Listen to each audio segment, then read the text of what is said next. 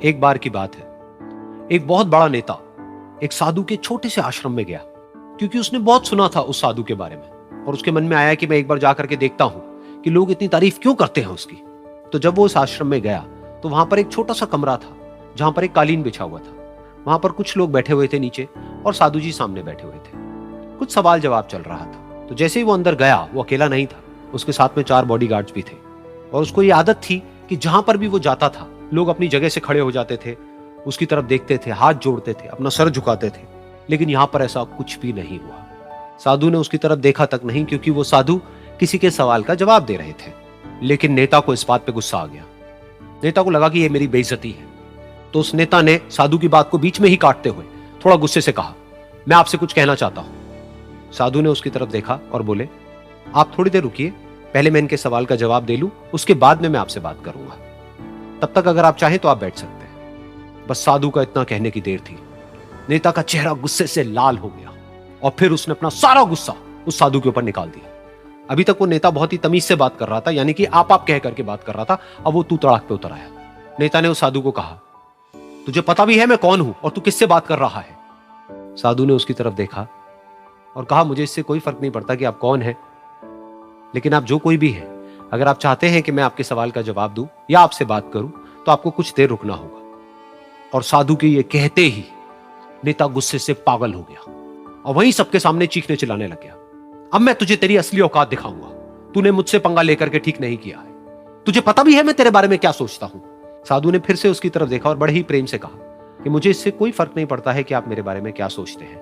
आप जो चाहे वो मेरे बारे में सोच सकते हैं। फिर उस नेता ने बोला कि तू चाहे सुनना चाहता है या नहीं, लेकिन मैं तुझे बताऊंगा यही सबके सामने कि मैं तेरे बारे में क्या सोचता हूं। तू एक बहुत ही घटिया इंसान है।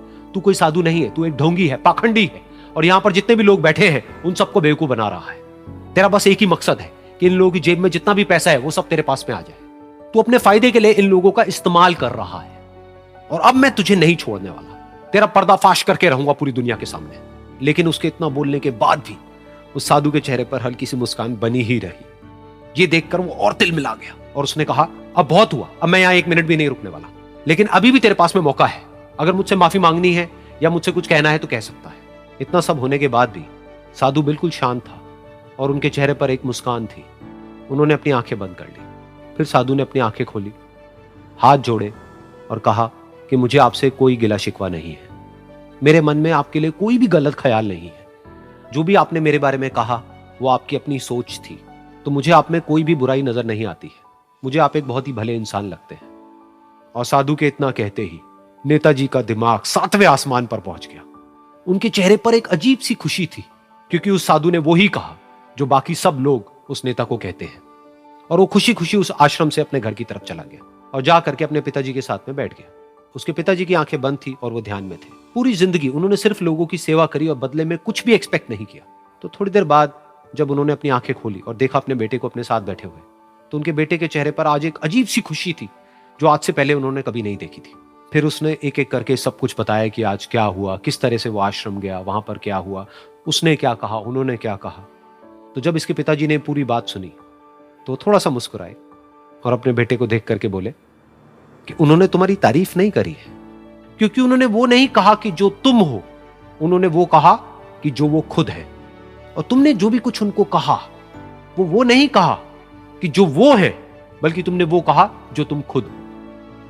यही बात वेदों में भी कही गई है, यथा दृष्टि तथा सृष्टि। ये दुनिया तुम्हें वैसी नहीं दिखती है जैसी कि ये दुनिया है।